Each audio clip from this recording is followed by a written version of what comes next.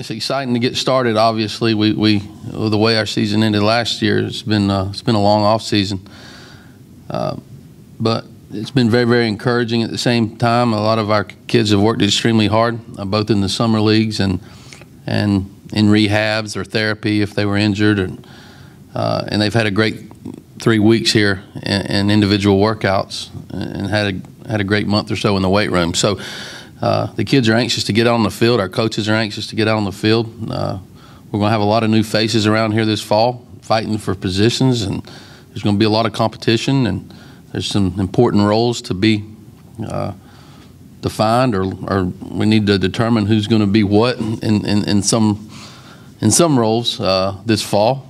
We got some incredible players that left our program. We have to replace them. You know, it's not going to be easy to replace Grayson Griner and Joey Pancake and Joel Seddon and a host of others.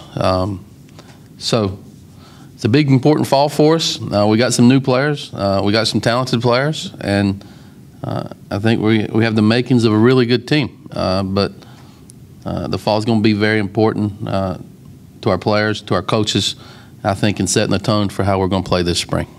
We had a couple of guys, you know, like Connor Bright needed to take the summer off, and DC Arendas had a thumb injury in the Cape Cod League, and he had to take a lot of time off. But, you know, Taylor Widener didn't throw much. Will Crow didn't throw much. We needed to rest their arms because they're very important to our team this year. Jack Winecoop did the same thing.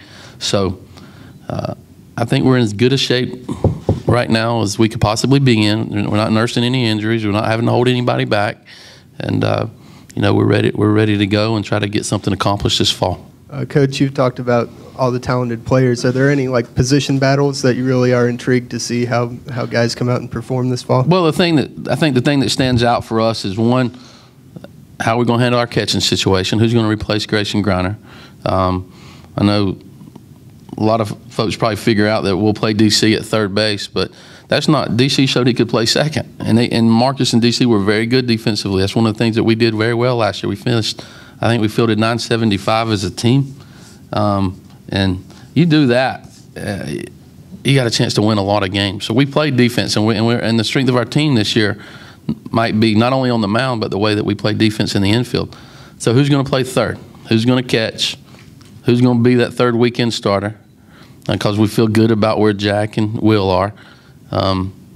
And who's going to be our closer? How are we going to handle Taylor Widener? Are we going to keep him in the bullpen, or are we going to put him out front? Those are the things that we're going to have to figure out and answer those questions throughout the fall. Are you worried that maybe sometimes the expectations can be too high, and that you've maybe hit a mark that's going to be tough to hit? Well, it's always very difficult to get to where we want to go. I mean, it's not easy to get to the College World Series. It's not easy to play. It's not. You have to beat some awfully good teams. As I said when I took this job, I guess 3 years ago,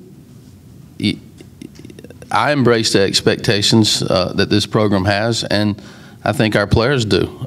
You don't come to South Carolina to either coach or play and not be expected to compete for championships or or get close to going to the College World Series.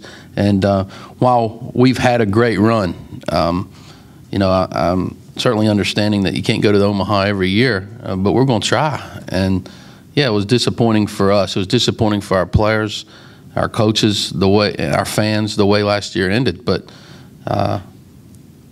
we have a team that's talented enough this year to get back there. We have a team talented enough to compete for championships, but we're also going to be competing against teams that are just as talented as us, and that's what makes playing in the SEC so much fun. So I can't wrap myself up in daily in thinking about Omaha or bust. I can't do that. All I can think about is trying to prepare our team each and every day to be the best it can be, and hopefully come June we'll be good enough. I do love so far the type of character, the type of kids that we have on our team. They worked extremely hard, and I'm anxious to see them play and compete against each other this weekend.